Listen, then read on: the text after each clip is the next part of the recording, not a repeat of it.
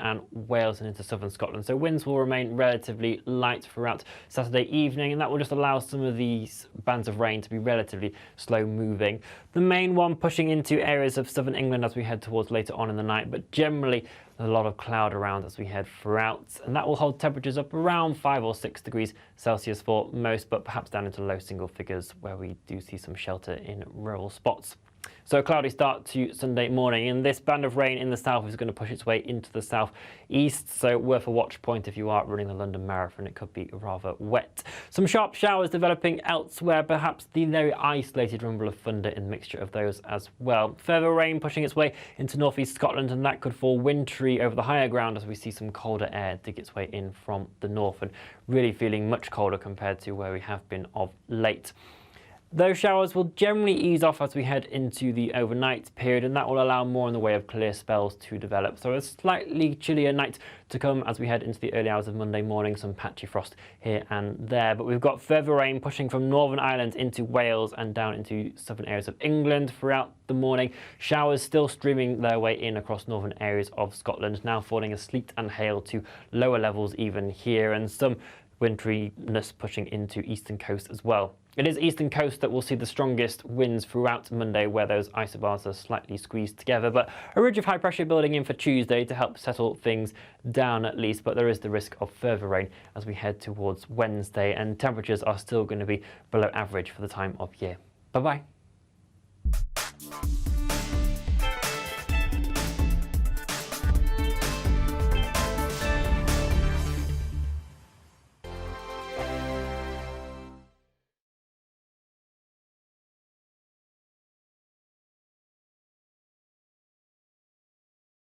It's all about family, being in people's living rooms, all the interaction and getting to know who our viewers and listeners are. When I was young, my dad used to say, "Nana, stop arguing." I wanted an outlet that would enable me to give my opinion. People are going through a really hard time right now, and I know that you don't feel like you're being listened to by the establishment. I came to GB News because it's the People's Channel, and I want the audience to have their say on the events of the day. We're dynamic. We do something different. Democracy shows that the wisdom of the nation is in its people.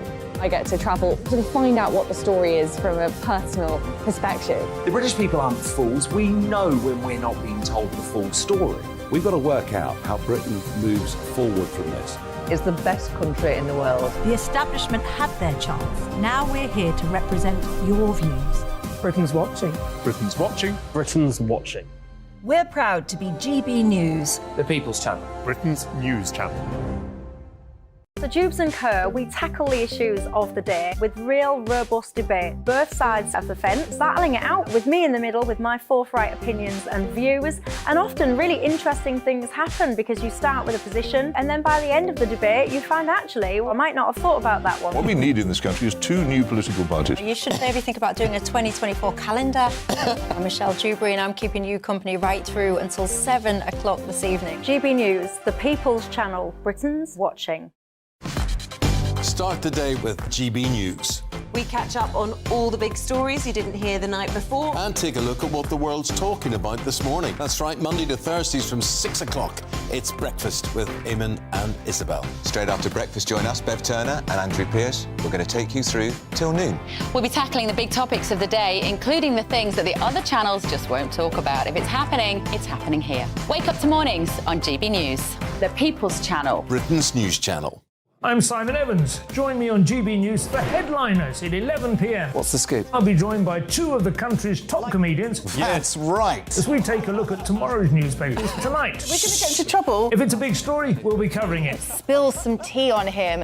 There we go. But we'll also have some fun. I wouldn't stick up a bank.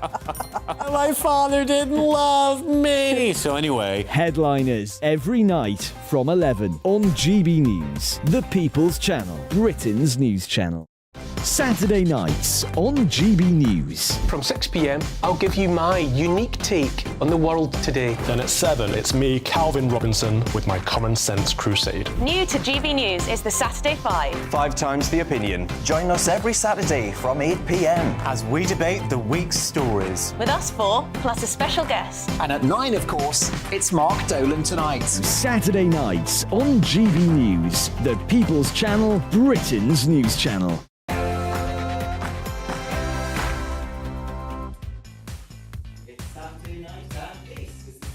5. I'm Darren Grimes, along with Albie Ammon Corner, Emily Carver, Benjamin Butterworth, and our very special guest, Leo Kearse. Tonight on the show, I'm going to be telling you why we ought to be proud of our English identity. I'm going to be discussing why Manchester United and Manchester City's football badges aren't racist. I think tough sentences for Just Stop Oil protesters are justified. And why the lack of late-night Gregs is a national disgrace. And I'll be talking about why Dominic Raab was right to bully those lazy civil servants. It's 8 p.m. and this is the Saturday 5.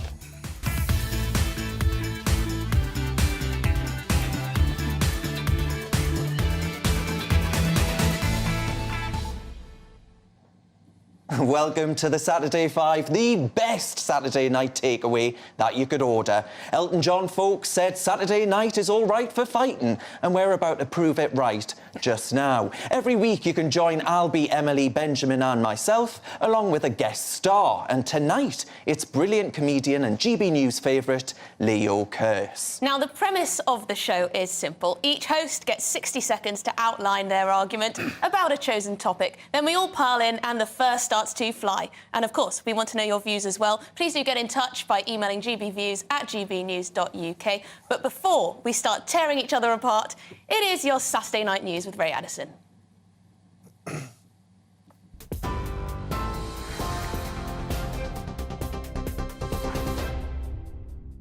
Here's the latest from the GB Newsroom. The Prime Minister has chaired an emergency Cobra meeting as fierce fighting in Sudan enters its second week. Government forces are battling with a paramilitary group over control of the capital, Khartoum. Sudan's military claims foreign nationals and diplomats, including those from the UK, US, France and China, are to be evacuated. The World Health Organization says more than 400 people have been killed and thousands injured since the violence began. The SNP has appointed Stuart MacDonald as the party's new treasurer, following the resignation of MSP Colin Beattie. Mr Beattie stepped down after he was arrested by police investigating SNP finances. He was later released without charge. The party's former chief executive, Peter Murrell, who was also Nicola Sturgeon's husband, was also arrested and questioned before being released.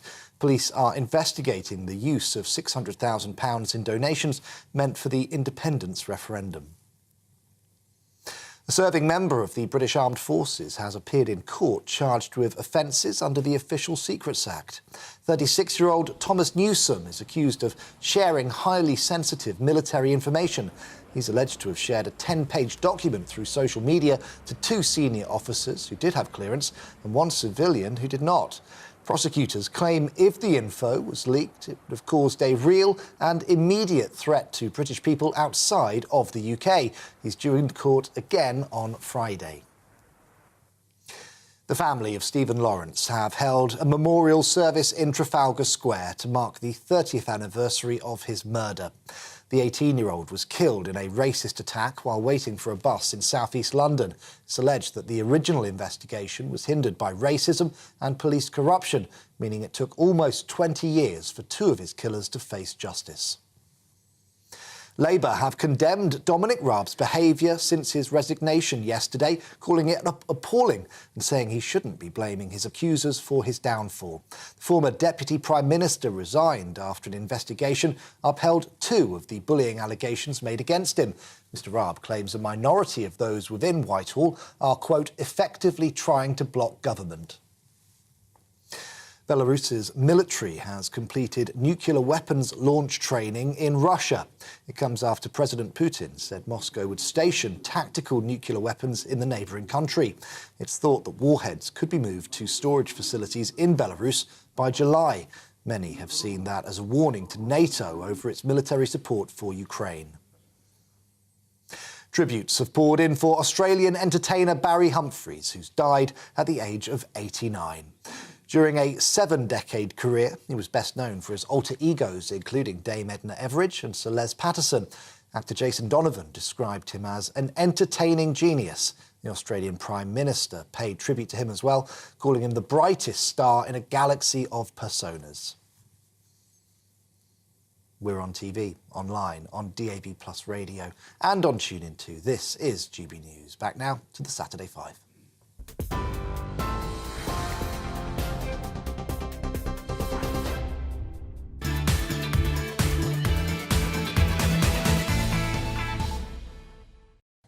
Yes, it is Saturday night and you're with the Saturday 5. I'm Emily Carver and I can promise you are in for a very lively hour. No one gets out of this studio until we have put the world to rights. So let's crack on with tonight's first debate. Now, the brilliant Leo Kearse is our guest tonight, so of course we are going to throw him straight into the lion's den and make him go first. Not sure why he picked this topic, but Leo is going to tell us why bullying is good. Let's start the clock.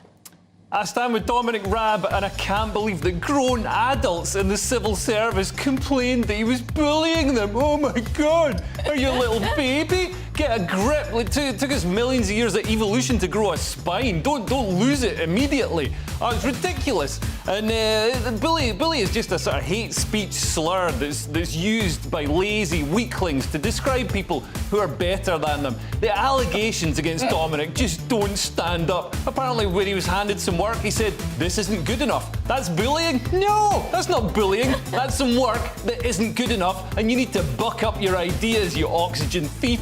Another allegation was that he threw cherry tomatoes at some of the civil servants. Listen, have you ever met a public sector worker? The only way you can get them to move is by throwing your lunch at their heads. It's ridiculous. And the civil service need some motivation. They need some bullying to light the fire under their feet. They're going down to a 2-day week.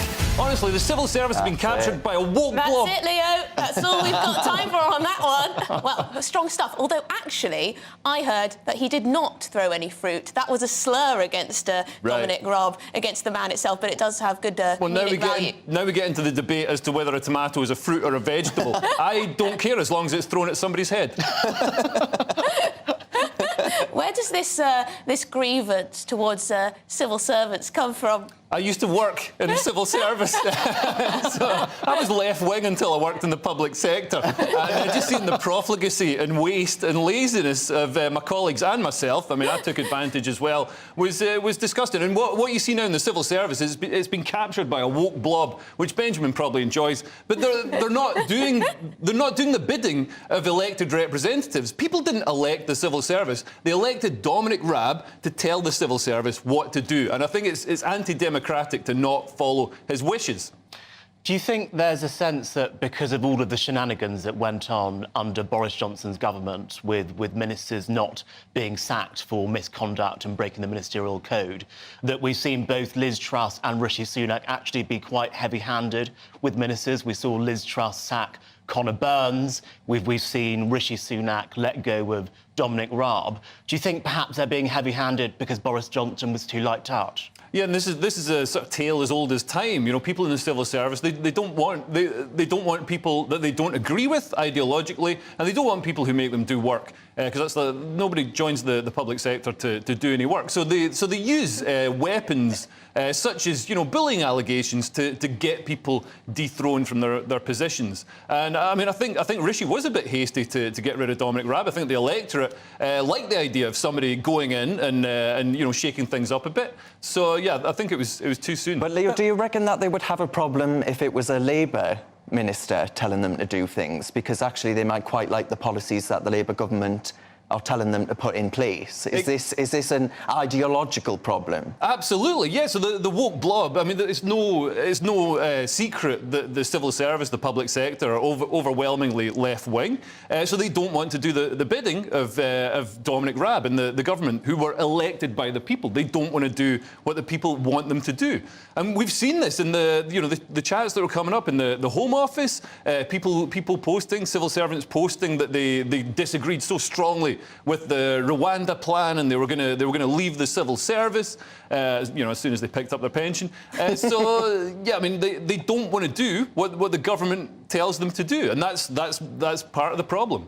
I mean, I think that's obviously completely ridiculous. And the truth is that civil servants are the ones who had to do the actual hard yards of working out how you undid 50 years of being in the EU. That's been an incredibly laborious process, and it's faceless people that we don't know, whose names we don't see in the news, that actually had to do that. When Dominic Raab, for example, when he was Foreign Secretary, was apparently too lazy to go and sort out people's lives being at risk in Afghanistan. He claimed the sea was closed. So this idea, you know, often bullies are the lazy people. right? They're trying to overcompensate for their own inadequacies. And I think Rob might be in that camp. Well, it's great that you bring up Brexit as an example of something that the civil service has really put the brakes on and tried to get in the way and make a mess of, because they don't want it to succeed. They don't want something that they're ideologically opposed to, such as Brexit, to be a success. Do you know what? Having spoken to people within the civil service, actually the sort of political ideology isn't the biggest problem. It's the fact, as you said in your little speech there, there's a culture of doing the bare minimum amongst some of them, whereas of course there are brilliant people within the civil service. Many of our top graduates go into the civil service and they're hard-working, but there are some who do take the mick, and we've seen how many are stuck working from home for far longer than people in other businesses and other areas of life. So I think that's got something to do with it, a bit of incompetence, perhaps. Yeah, and so much presenteeism as well. I mean, when I worked in the public sector, all you had to do was turn up, you know, with a suit and a tie on and sit there. And you could be doing whatever, as long as you looked like you might possibly be working. But now you don't even have to do that. Does this say more about you, Leo, than it does about, you know, your former colleagues? It was the culture. It had nothing to do with me. I've just absorbed it by osmosis. The fact that I still do it at GB News is completely... But I want to know, do we need more bullying? Why do we need more bullying? We need to bring back bullying. Look at the state of young people now. We need to bring back national service. We need bullying. All these people say, oh, words are violence. No, they're not violence. Violence is violence, and you should be getting some. But Leo, if your daughter was being bullied at nursery, would you say that we need more bullying? No, of course not. But my daughter's going to be taught MMA as soon as she can walk, so she's going to be the bully. I mean, I think there is a real thing here that people actually, even though if you give an example like Albie just did, then they would say, oh, I don't want my kid to be bullied, or if they've maybe been on the receiving end, they might be aware of how it can have a real effect on a person. But actually, when they look at politicians, whether it's this Dominic Raab case or go back to Gordon Brown, who was accused of bullying quite famously when he was Prime Minister, accused of throwing a phone, let alone a cherry tomato. And phones were big in those days. Yeah, they were, I mean, it was only 2009, but... And so I wonder whether people actually quite like the attraction of bullying from other people, because they see it as a code word for tough, when actually, when they're on the receiving end of it, they tend to take the complete opposite view because they know it's probably not helping people to work hard or feel comfortable. Yeah, absolutely. And I think for adults to complain about bullying, I think you've got to evolve to be, you've got to learn to be a bit more assertive and stand up to people. I mean, in school, also, I think you know, bullying inoculates children for the adult world. So, you know, they toughen up when they receive a bit of... I mean, I was bullied heavily, and clearly I'm incredibly tough, so that explains it. Well, there you go. It hasn't impacted you at all, Benjamin. But you know what, though? Looking at some of the allegations that were made, apparently one bloke complained about Dominic Raab after he'd messed up the Brexit negotiations with Gibraltar. That's just incompetence, right? Yeah. That's not bullying. But anyway, folks, up next, it's going to be Emily Carver, and she's going to tell us why the judge was right to sentence the Dartford Crossing Bridge scalers from the Just Stop Oil to prison. Start the clock. Well, well, well, how the mighty have fallen. It must have seemed like such a cunning plan to scale the bridge over the Dartford crossing and hoist a Just Stop Oil banner for all to see, far and wide. But unfortunately for the two lads involved in this particular stunt, they found they've been hoisted by their own petard, haven't they? They're going to be spending years in prison as a result. And I think that's absolutely the right decision. Now, of course, there are lawyers, activist lawyers like Julian Moore, best known for clubbing a fox to death wearing his wife's kimono, who've come out in defence of the pair. He says they're prisoners of conscience. He says they're victims of a morally abject sentence decision. But I say the judge is absolutely right to jail these plonkers. I want more of this. I want more of these tough sentences for these people. They break the law, they disrupt our lives, and that's that. Well done. Well, there we go. I finished a little bit too soon. Now, Albie, I'll come to you on We'll this. say nothing. Now, there's been quite a lot of people. I was going to say this is a serious show, but no, it's not. It's a fun show on a Saturday night. Albie, now, there have been some people in the commentariat and lawyers like Julian Moore who've said that this is a ridiculous sentence for what could be seen as a peaceful protest. What do you think? I think the sentence does seem quite tough. I am in favour of tough sentencing for serious crimes, but I am actually also acutely aware that prisons are overcrowded and we cannot house all of the people that need to go to prison. So is this the best use, in my opinion, of public sector money, of taxpayers' money, sending these people to prison? I might agree with the fact that they've been sentenced harshly, but then if I think, should they actually be in prison? Should taxpayers be paying for them to be in prison? Is there another way that they could be punished? Well, they've apparently cost the economy hundreds of thousands of pounds in business by doing this. And of course, you know, there was one heavily pregnant woman who couldn't get to hospital. Another person couldn't go to a funeral of her best friend. They're already costing us a lot, aren't they, Darren? Absolutely, and this all comes at a time, as you well know, where the NHS is on its knees, right? And people can't, for love nor money, get a hold... Well, they can if they've got money, but they can't get a GP appointment and can't get to hospital in time. Ambulance waiting times through the roof. If some... I was going to swear there. If some plonker is in the middle of the road, right, blocking an ambulance from getting through, that's going to exacerbate that problem. I saw today two cop cars were in front of what was a Just Stop Oil blockade. And a guy said to the coppers, "What are you going to do about them?" And the cop replied, "They've got a right to be there." Now, I've got a right to get to a hospital, thank you very much. Darren. But, Benjamin, do you think the judge was right to make an example of these plonkers, as you might call them, or do you think, you know, a bit too tough? I mean, you know, many great social warriors for causes that we now accept went to prison. You know, Nelson Mandela spent a long time in prison. You're not going to mention the suffragettes, are you? Mandela spent many years in prison for a cause that we now widely accept was obviously the right one. You know, look back to the early movement of the gay rights movement, when lots of them would do similar techniques to what we now see from Extinction Rebellion, and they would get pulled up in court and go to prison in some cases for that. And now no one says that being gay should be a criminal offence. And I think that's what these eco people are doing. The truth is that we have a climate crisis coming, and they are trying to stop us from walking into that or sinking into I thought it had already come, Leo. Yeah, and it's an absolute nonsense. They've got these ideals. They want us all to go back to living in a cave, you know, huddling around a tea light. It's not going to work. Look at China. Look at India. They're burning so much coal. Whatever we do isn't going to make any difference at all, apart from ruin the standard of our lives. And it's a safety issue. Prison needs to be a deterrent for these people because, as we've seen, as you pointed out, the police are aiding and abetting them, so they need to be deterred. And a paper that Benjamin likes quite a lot posted stats recently from ambulance services saying that 15 people a day last year were brought in for hypothermia because of the fact they cannot afford fuel. So I'm afraid you people are exacerbating that crisis. So poor old people who are terrified to put the heating on, you're making that 10 times worse. Well, the reason heating's so expensive is because of some you know, dictator in Russia, right? No, it's because actually we are a natural resource-rich country. We have resources here that you are saying we cannot exploit because we must be, you know, a shining beacon to the world of this madness. I mean, look, nothing shows the idiocy and the short-termism of your argument. Like the fact that if you're worried about people getting hypothermia or people dying from heat waves, which are going up in record numbers, well, you're going to have far more of those extreme weather events. We already are because of climate change. You said that in the 1970s, 1980s, 1990s. Guess what? The world hasn't burnt to a crisp. Actually, the world is considerably hotter now. You know, you see incredible flooding in Germany last year that killed huge numbers. You saw a third of Bangladesh underwater. You saw the worst wildfires in Australia in history. Why don't you explain that, Darren? How about, let's go back to the sentencing issue for these guys. The judge obviously wanted to make an example of these guys.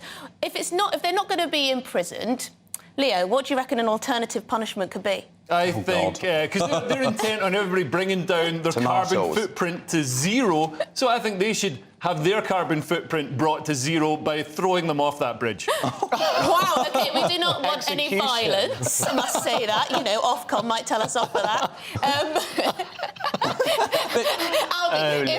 If not prison, what else could be a good perhaps they could do some kind of community service, do something helpful, do something useful. You know, I think prison should be reserved for the most serious offences. I'm not really a fan of people just being made examples of just to get kind of media headlines. I think prison is there. It plays an important role in society.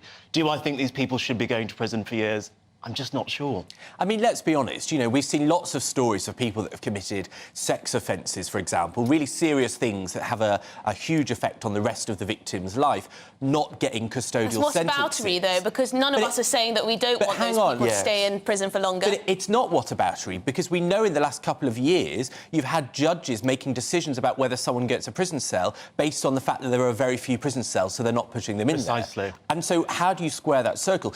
Is this person, you know, and I think what they did was dangerous, right? There's no getting around that, even though I support the cause, so I can understand why it was a criminal offence. But is society really more threatened by that eco-protester than it is, you know, someone who's done something paedophilic or a sex offence? Well, I guess it depends on... Firstly, I do think you're right that this judge took this decision to set an example, and that in one way or another you could potentially argue that it was politically motivated, but also because for so long these protesters have been allowed to disrupt. These people weren't first-time offenders, or at least one of them was a repeat offender of this kind of thing. And the disruption, OK, public nuisance might not sound as bad as, obviously, you know, sexual assault or something like that, but the disruption that it caused is huge. And you mentioned Julian Moron, QC, or whatever his name is, Casey now, isn't it?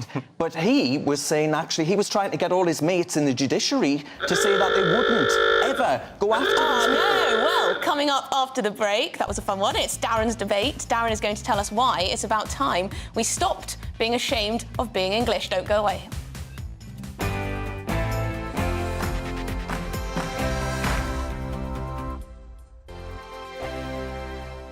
It's all about family, being in people's living rooms, all the interaction and getting to know who our viewers and listeners are. When I was young, my dad used to say, "Nana, stop arguing." I wanted an outlet that would enable me to give my opinion. People are going through a really hard time right now, and I know that you don't feel like you're being listened to by the establishment. I came to GB News because it's the People's Channel, and I want the audience to have their say on the events of the day. We're dynamic. We do something different. Democracy shows that the wisdom of the nation is in its people. I get to travel to find out what the story is from a personal perspective. The British people aren't fools. We know when we're not being told the full story. We've got to work out how Britain moves forward from this. It's the best country in the world. The establishment had their chance. Now we're here to represent your views. Britain's watching. Britain's watching. Britain's watching. We're proud to be GB News, The People's Channel. Britain's news channel. So Jubes and Co, we tackle the issues of the day with real robust debate, both sides of the fence, battling it out with me in the middle with my forthright opinions and views. And often really interesting things happen because you start with a position and then by the end of the debate you find actually, well, I might not have thought about that one. What we need in this country is two new political parties. You should maybe think about doing a 2024 calendar. I'm Michelle Dewberry and I'm keeping you company right through until 7 o'clock this evening. GB News, the People's Channel, Britain's watching. Start the day with GB News. We catch up on all the big stories you didn't hear the night before. And take a look at what the world's talking about this morning. That's right, Monday to Thursdays from 6 o'clock. It's Breakfast with Eamon and Isabel. Straight after breakfast, join us, Bev Turner and Andrew Pearce. We're going to take you through till noon. We'll be tackling the big topics of the day, including the things that the other channels just won't talk about. If it's happening here. Wake up to mornings on GB News, the People's Channel. Britain's news channel. I'm Simon Evans. Join me on GB News for Headliners at 11 p.m. What's the scoop? I'll be joined by two of the country's top comedians. That's right. As we take a look at tomorrow's newspapers tonight. We're going to get into trouble. If it's a big story, we'll be covering it. Spill some tea on him.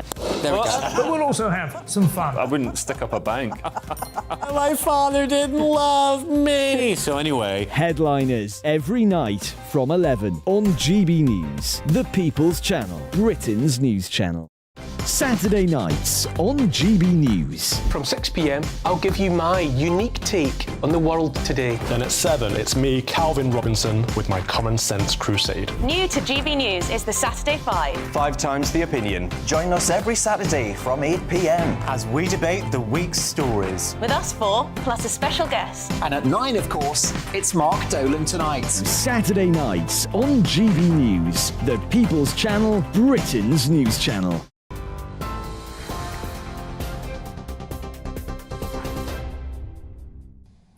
Welcome back to the Saturday 5. As always, thank you for all of your emails about tonight's topics. Claire has written in, she said, I wish you would stop generalising about civil servants. I'm a probation officer, I work in a prison, the staff are all civil servants. We do a thankless task working with dangerous people every day. Not all civil servants are lazy. See, not everyone's like you, Leo. Yeah, but that's not like the people that Dominic Raab was bullying. They're getting bullied by a different section of humanity. Well, Claire can perhaps get in touch on that one. On the Just Stop Oil protesters, Jacqueline said, too long a sentence. I don't support them, but a large fine and some months. These people have had worse than some thugs who have battered or robbed old people. Well, there you go, agrees with Albie, I reckon. But now it is time for our next debate. Please do keep your views coming in, by the way. It is time for Darren's debate. So there is a forgotten, nay, a forbidden word that means more to me than any other. And that word is England. That's from Sir Winston Churchill, not my mouth, unfortunately, but I think he was absolutely spot on. He would look at this country right now and be distraught at the fact that we wax lyrical about how great it is that Scotland has a parliament, the Welsh Assembly, and all the rest of it. You can talk about Scottishness, you can talk about being Welsh, you can talk about being Irish, but if you dare mention your Englishness, you are a racist, a horrendous bigot. You must never speak of it. And I say to hell with that. England is a great country. I am intensely proud to be from England. We gave the world Shakespeare. We've given the world so much that we should be so intensely proud of. And I want to hear more about that. So tomorrow, I urge you folks, be like me, fly your flag, be loud, be proud, because it's about time that the English, like all four constituent parts of our country, were loud and proud. Woof, well, you could take a breath now, Darren. Right, Leo, Scotland, right? Yeah. You can't move without the saltire being visible at some point, right? Oh, yeah. Yeah, Scotland's been taken over by nationalists. So why is it the case that if you fly St George's flag in England, you're some kind of swivel-eyed racist? Well, I think England is seen as the straight white man of countries. It's seen as this all-powerful entity, and anything you say against England is a good thing. And I think it's ridiculous, and I think, you know, Scotland is terrible that Scotland has its own parliament. Scotland used to run Britain. All the greatest politicians were Scots in Westminster, and now we're way off in some parochial little town hall up in Edinburgh. It's ridiculous. But yeah, I think it's a shame that English people aren't more proud of England. It's the seat of democracy and modern Western liberalism. I think it's a fantastic country, and yeah, we should all be proud to be British. Benjamin, are you intensely proud? Will you be out for St George's Day tomorrow? There's no danger of me wanting to drape that flag around me. Look, I think Englishness has become associated, well, for wrong reasons maybe, but with racists, with extremists, with Little Englanders, and that is often what that flag resembles. You know, I have a Union Jack flag at home, and I have a portrait of two queens, monarchs I'm talking about. But when it comes to the English flag, I just don't associate that with progressive modern country that I live in. It doesn't mean much to me.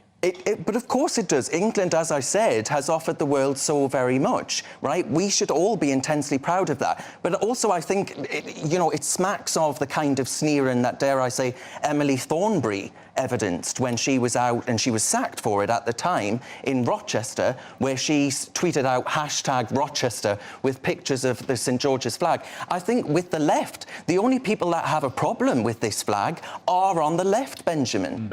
Darren, if I may say, I think part of the problem with why people don't feel that there's this English national identity is precisely because England has given the world so much. You know, the French are very attached to their language, but English is a global language. You know, the Scots are very attached to kilts, but suits are actually English national dress, and they are global business dress. So in a lot of respects, Englishness is globalness. And I think that's why this English national identity perhaps has been lost as the world has become a more globalised place. But you know what? Say Napoleon had won the war instead of us, right? Do you really believe that the French wouldn't be waxing lyrical about how great it is to be from France and how fantastic everything that the world has been given by France is?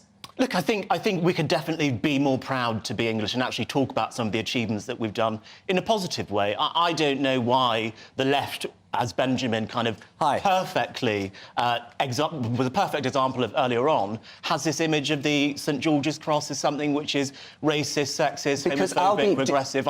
I look at it and I think, that's my country's flag. When I see it flying, I feel pride. Do you see anything wrong? Because some people say actually Englishness is inherently linked to race, and actually they put it down to racist arguments because of, they say, you know, it's linked to some movements who, you know, might be racist themselves or things like that. Do you view Englishness as a racist concept in and of itself? No, I don't really understand that argument at all. You know what? Now, I am a very patriotic person. I think most of our viewers know that about me. But I also grew up in North London, and it just wasn't the done thing to be draping yourself in the flag. You know, it just wasn't something that people did. Didn't have a flagpole in my front garden. You're too posh for that, Emily. Well, I don't know if it's that or if it's just living within the M25 or something. Because I'm patriotic, but then I had teachers at school who refused to sing the national anthem. So, you know, it's just, you are a product of where you live. But it doesn't help when we have politicians like Emily Thornberry sneering at the flag. It doesn't help when you have, you know, the usuals on Twitter and every social media platform making fun of people, calling them, you know, EDLers for carrying a flag. But I think it really does depend on where you come in the country, how much you have that flag present in your life. Yeah, I mean, polling suggests, right, that a lot of people associate being English with everything from, you know, our identity that isn't consumed by these the notions of race and other things, which some people are obsessed with, as Benjamin did at the start there, as linking it with. You know, Leo quite unexpectedly made a good point, which was when he said that England is the straight white man of countries. You know, why are you sat there moaning about a country it's so powerful, so rich, the whole world speaks its language, you know, national dress, lots of cultural norms the world over, music icons the world over are English. Why are you moaning about it like it's some kind of forgotten as Leo said at the start there, Leo mentioned the fact that Scotland, you know, the bedrock of the Enlightenment, right? Adam Smith, right? He gave us modern capitalism, which you loathe but benefit from. And, you know, all of these things are great, and Scotland is proud to be Scottish. Why can we not be proud to be English? I mean, Leo can probably answer this, but I think part of it is that Scotland is proud of that identity in contrast to Englishness. That's why it feels so much more vivid. And whenever I've gone to Scotland, I have been surprised by just how forthright they are with their identity. Yeah, but is it because we just know we're superior? We'll never know. On that note, well, coming up next, it is time for Albie's argument. Albie is going to say Manchester United and Man City's badges are not racist. Don't go away.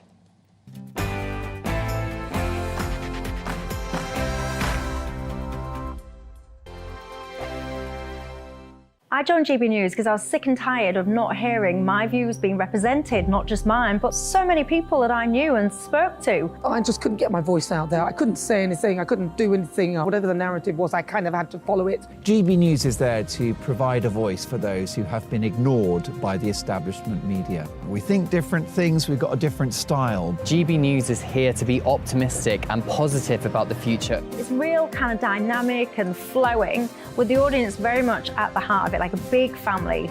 Here at GB News, we talk about the things that matter to you. Hearing the voices from right across our towns and cities, especially our towns. All sides of the argument represented with a heavy dose of opinion. We're on a mission here to make a difference. And the GB News family really is here for you, and whatever time of day you can watch or listen. Britain's watching. Britain's watching.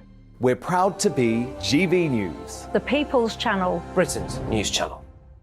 Westminster is going around in ever-decreasing circles, followed by the media. Britain is broken. How on earth did we get into this mess? But more importantly, how do we get out of it?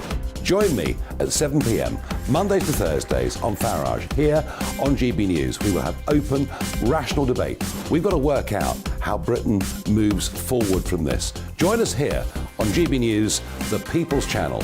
Britain is watching. You've probably seen politicians interviewed 1,000 times, but we do it differently. We find out who they really are, we don't shout, we chat, and hopefully we bring a bit of light, not just heat. Did you know Kate Moss? Apparently.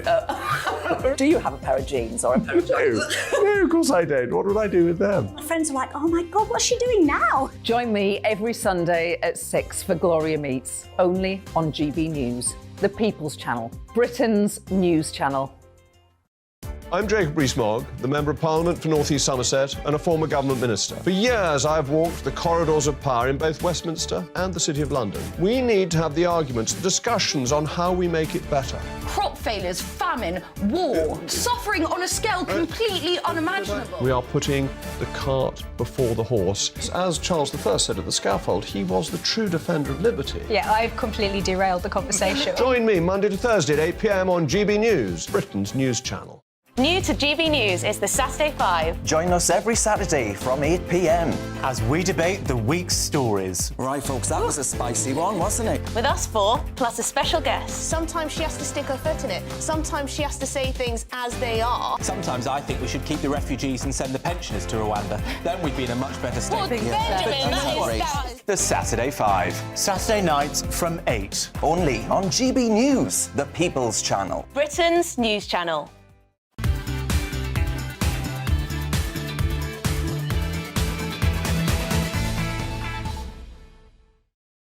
Welcome back to the Saturday 5. Cheers very much for your company and your emails. We're going to read some of them out now. Christian has said, really enjoying Benjamin on the panel. Well, there's a surprise. I don't agree with him often, but he always provokes great debate. Well, the tenner's in the post.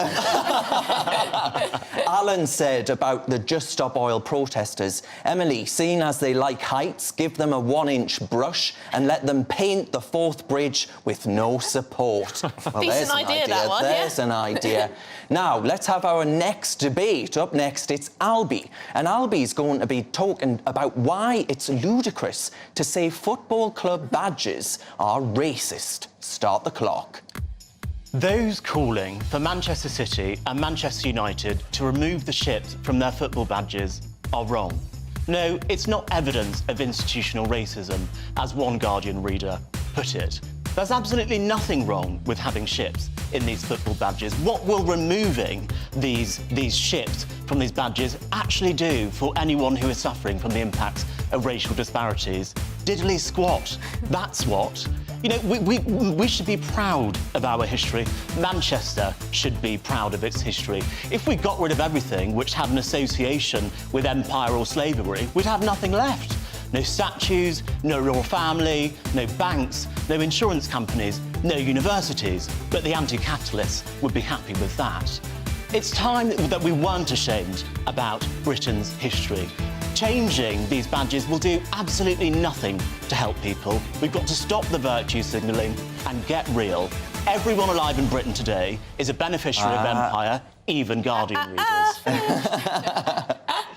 Benjamin, you're a Guardian reader, aren't you? I've got that right, haven't I? You've outed me. Oh, gosh. Well, I think we all knew. But I think my point is, why is it that The Guardian is so surprised that all of these institutions have links with slavery and empire? I mean, I'd put it back to you that why is it that confronting these kind of history, you know, this history of the country, the relationship that so many institutions have with deplorable colonialism, with the abuse of black people and minorities, why is it that it provokes such discomfort? It's because a lot of people in this country, white people particularly, take it as a personal offence to be told of the history and the crimes against humanity that Britain did during its colonial era. But Emily Carver, this football badge was actually designed after Britain had abolished slavery. Well, there's that. I don't care for the badges, but it does seem like for many Guardian columnists, reporters and others, that finding things that could be racist has become a bit of a sport. Looking into absolutely everything in our country, demonising it, saying it's either institutionally racist, has links to slavery and ergo must be vanish from our country's history and from our current situation. It has become a sport. It's like a game for people now. Darren, are you ashamed of Britain's colonial past? Comments that Winston Churchill, for example, made about Indians. Well, I mean, he was a bit busy at that time trying to keep the British people alive, right? That was during a war. So, you know, I'm sure he would have loved to be able to help out our former British Empire state, but at that time, he absolutely couldn't. And there was a horrendous natural event that had taken place that meant that there was a famine in Bengal, what was Bengal at that time. But putting that to one side, you know, I actually think people that wax lyrical about this, so the likes of Gary Lineker, for example, is like, oh, Suella Braverman, she's a Nazi. When actually, why do they not talk about the fact that Man United is about to be bought out by the Qataris? Talk about today, not yesterday, because actually, if we look at what Britain did yesterday, spending a load of our GDP on abolishing slavery throughout the world and naval lives, let's not forget, British men and boys died in order to actually abolish slavery throughout the world. So yes, if you ask me, am I proud to be British? I totally am. I think it's a great record.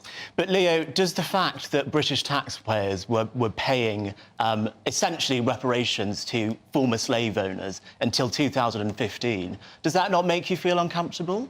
No, that makes me feel proud to be British. We didn't invent slavery, we invented abolishing slavery, which is something that British people should be proud of. And I think Emily's right. I mean, the supply of racism, which, you know, Guardian readers need something to get upset about every week, the supply of racism isn't keeping up with the demand. These aren't slave ships on the badges. These are just ships. Ships carry all kinds of things. They carry corn, they carry Teslas. You know, they're not specifically slave ships. It's ridiculous. There is racism in football, and it's anti-white racism. If you look at the Premier League, there's nowhere near enough white representation. We're excluded from football just because we're not that good at it. And it's not fair. I demand equal representation for white people.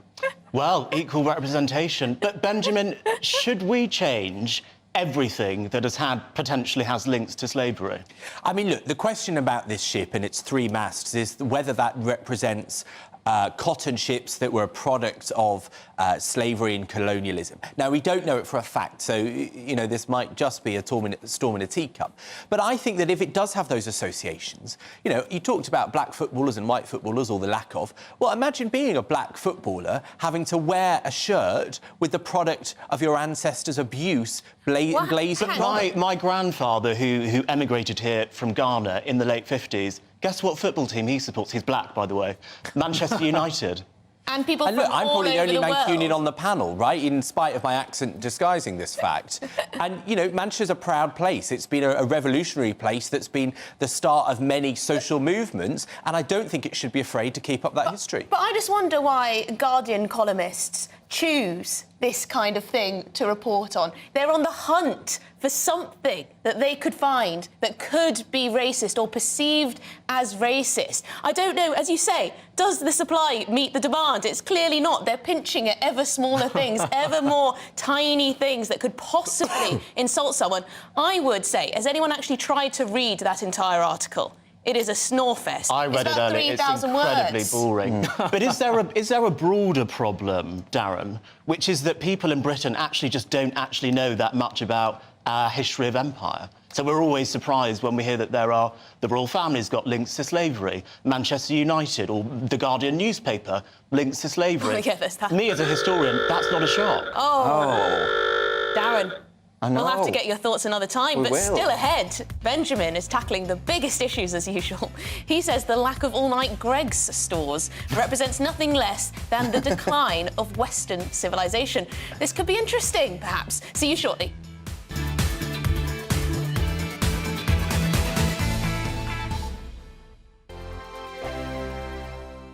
Monday to Thursday nights on GB News. At 6, it's Dubes & Co.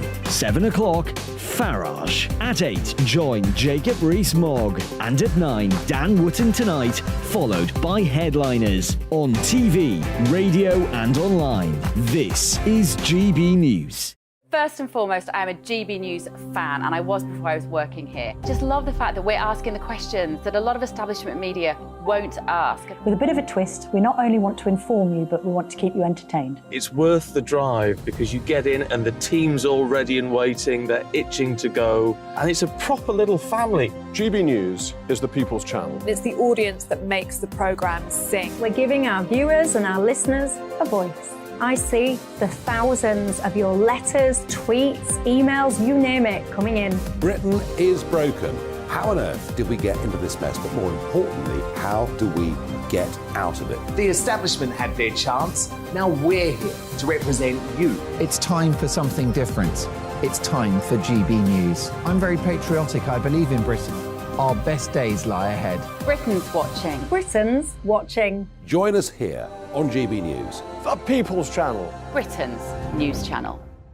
Join me, Patrick Christie's, Monday to Friday, 3 till 6. We tackle the day's news agenda like you've never seen before. It's high tempo, high octane, the most controversial topics, and the best guests. You will not be able to take your eyes and ears off it. I'm not afraid to ask the questions that you really want answered. 3 till 6 p.m, Monday to Friday on GB News, the People's Channel, Britain's news channel. GB News has its own late-night paper preview show, Headliners, where comedians take you through the next day's top news stories. You don't have to bother reading the newspaper, we've got it covered for you. Headliners, every night at 11 p.m, and repeated every morning at 5 a.m. We won't send you to sleep like some of the other paper review shows out there. GB News, the People's Channel, Britain's news channel.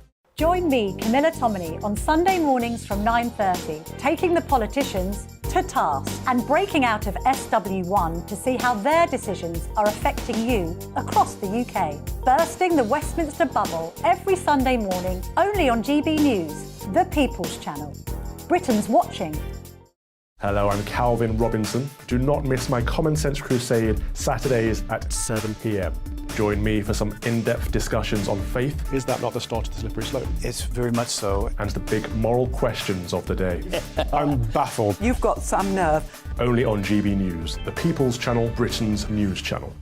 I'm Andrew Doyle. Join me at 7 o'clock every Sunday night for Free Speech Nation, the show where I tackle the week's biggest stories in politics and current affairs with the help of my 2 comedian panellists and a variety of special guests. Free Speech Nation, Sunday nights from 7 on GB News, the People's Channel, Britain's news channel. On Mark Dolan tonight, I'll be tackling Meghan Markle, whose attacks on the monarchy continue, the Just Stop Oil protesters who need to grow up and get a job, and why Britain needs to start making babies again. In My Big Opinion, woke former Tory party leader William Hague has told women to get over it when biological males join their female-only groups, including the Women's Institute. Plus, the Queen of US Royal Reporting, Kinsey Schofield, TV news legend John Sargent, and tomorrow's Sunday papers. We're live from 9.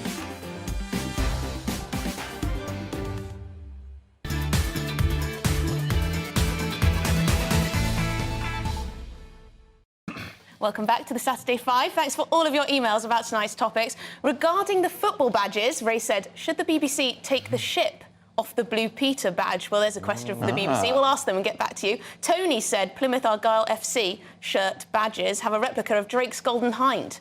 How long will it be before the interfering middle-class, interfering busybodies come rattling the doors at Home Park? Well, it won't be long. But now we will move on to our final debate of the evening. Up next, it's Benjamin. He's going to tell us about NIMBYism and why a lack of all-night Greggs outlets shames the country. Start the clock. And you can tell I like a Greggs. Good evening, Britain. Tonight, I raise a topic that is damaging these islands, hurting its people and undermining our economy. Yes, the lack of late-night Greggs. Greggs, the Geordie Bakers, has been told that it cannot open past 11 p.m. in Leicester Square, of all places, because Westminster Council says that 24-hour sausage rolls might cause a wave of crime. What a half-baked nonsense. But the truth is that while wanting a sausage roll in the middle of night might sound like a spurious argument, it really epitomises the flaky approach to our economy. It's the same idea that says that pubs and clubs in big cities cannot open after 11 p.m, let alone in towns and villages. This is the tyranny of Jobsworths and curtain twitchers. And I say that now councils of Britain free the steak bake. Very good. Very good indeed. You had 3 seconds spare there. Well, I can pop to Greg's now. Look, I know that obviously it is not the greatest issue in the world to get a ring donut at 2 a.m. But I think there's a real question about how we've become a small-minded country that lets one or two moaners stop, whether it's a bakery chain or whether it's a pub or a club or even new houses. I mean, Emily, I think you're sort of getting on the housing ladder. It's not cheap. How do you feel about these things? How do I feel about this? Well, I read about this Greg's decision, and the police said they don't have enough police, essentially, they think it's going to be an antisocial hotspot. Greg's open at 2 a.m. in Leicester Square. We've all been to Leicester Square at 2 a.m, probably, I imagine, and it can be absolute carnage. But I don't understand why the McDonald's gets to stay open all night and not Greg's. Is there some kind of idea that Greg's is even more lowbrow, even more scummy than McDonald's? It seems very unfair. Well, yeah, and a McDonald's apple pie is a viable weapon. The sauce inside is hotter than lava. But do you not think this sort of, Darren, do you not think that this epitomises how you can have just a couple of moaners, sort of anxious, tyrannical attitudes from councils and a handful of locals can stop anyone else having any fun? Well, do you know what, Benjamin? I'm going to break the habit of a lifetime, that as long as I've known you, that is, and say that I actually agree with everything that you've just said. There we are. Get the klaxon going now, folks. Hell has frozen over. It truly has. Because, honestly, one complaint, I read it was one complaint that stopped Greg's being able to open at these times when, people, after you've had a good boogie, perhaps, or you've, got drunk. Don't do that. You've had 1 or 2 bottles of whatever, and you want to pop in for a Greg's sausage roll. Why shouldn't you be able to do that? One person grumbles. Do you know what? If you've got a problem with noise in Leicester Square, don't live in Leicester Square. And you know what Greg said? Say. Greg said, sorry, Albie, Greg said that they would get extra security, they'd have CCTV, they'd help out the police in any way they can, but still, Greg's isn't allowed. Yeah, I mean, they've got bouncers to stop Darren getting in there. What is it with Labour councillors ruining Soho? I mean, these are your people, Benjamin, and it's ruining Soho. But do you know what? Why are they being so annoying about this? But this is, I mean, look, first of all, it's a Conservative council when originally took the decision. But look, this isn't really about Leicester Square or London, OK? But what it epitomises is when you can have the heart of nightlife and of film premieres in the biggest city in the country, and still the NIMBYism, the not in my backyard, is so acute that they can't sell sausage rolls after 11 p.m. I think this shows a serious national problem we have in attitudes. Go on. Do you not think it's snobbery, though, as well? Because it's Greg's, right? And Greg's is seen as being, you can go in and buy a meal deal for a few quid, and people go in there and there's this sort of connotation of it being negative because people get fat or whatever. Yeah, I mean, I feel you don't go in Greg's, with the idea that you're going to come out with some, I don't know. But to play devil's advocate, Darren, does it also not show that we don't know how to behave? If you go to Leicester Square or parts of London in the middle of the night, which I don't do so much of nowadays, but anyway, when I did, it seems lawless. There are people throwing things, there are knives about, there are people behaving like absolute barbarians. I mean, have you been to McDonald's at 3 a.m? Yeah, it is a horrific I mean, what am I going to do with a sausage roll? Charge us? No, but people behave like absolute hooligans in these places. I still think it should be open overnight, but I could see why there might be concerns. Leo, I don't know whether I'm making guesses by age of whether you're a homeowner. No. You're not? OK. No, I'm not. But I think a lot of people who own homes, or maybe are older, they're blocking... Not that old. But they're blocking things. They want local pubs and things to close down because they say, well, there's a bit of noise and make a complaint. Do you think that's acceptable? No. Do you think that's a way to run a country? No, I don't think it is, and it's great to see you come out as a free market capitalist. Right? The true Thatcherite entrepreneurial spirit is blossoming within you, and that's great to see. Businesses should be free to set up. And people should be free to develop housing so that we can alleviate the housing shortage. And I think it's ridiculous, the local authority planning permissions. It seems ridiculous that you've got to wade through planning applications to build a conservatory in your garden, whereas the local authority can decide to put 700 illegal immigrants in your village.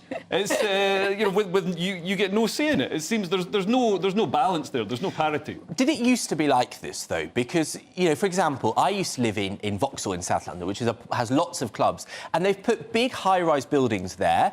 And now some of those nightlife venues, and this is happening in cities across the country. Canal Street in Manchester has had the same thing. The people move into houses and they shut down the businesses. Was it like that 10, 20 years ago, or has it got worse? Yeah, I mean, I think there's a problem with people moving into an area. So in Soho or whatever, and they buy, they're rich people. They buy an expensive flat. And they don't seem to realise that it's actually, this sort of cultural hub with nightclubs and things. They're surprised people are going out in Soho. I mean, it is ludicrous. I only went there during the day when they were looking at the flat, and then they get a shock at 3 a.m. But Soho's full of sex shops. Would you not get the hint? What a moment to end. Thank you very much to all of our audience for tuning in, especially, of course, our special guest, Leo Kearse. Thank you. You've been phenomenal, Leo. Leo will be back hosting Headliners tonight, so make sure you don't miss that, 11 o'clock. Next up, it's the brilliant Mark Dolan with his fantastic Saturday Night Show. I'll see you next week. Hello there, very good evening. Welcome to your latest weather update from the Met Office. I'm Jonathan Vautry. A mixture of showers and longer spells of rain to greet us throughout Sunday, all thanks to low pressure being in charge of our weather and bringing us relatively unsettled conditions. The isobars relatively spaced out across much of Northern Ireland, England and Wales and into southern Scotland, so winds will remain relatively light throughout Saturday evening, and that will just allow some of these bands of rain to be relatively slow moving. The main one pushing into areas of southern England as we head towards later on in the night, but generally a lot of cloud around as we head throughout, and that will hold temperatures up around 5 or 6 degrees Celsius for most, but perhaps down into low single figures where we do see some shelter in rural spots. So a cloudy start to Sunday morning, and this band of rain in the south is going to push its way into the southeast, so worth a watch point if you are running the London Marathon. It could be rather wet. Some sharp showers developing elsewhere, perhaps the very isolated rumble of thunder in mixture of those as well. Further rain pushing its way into northeast Scotland, and that could fall wintry over the higher ground as we see some colder air dig its way in from the north, and really feeling much colder compared to where we have been of late.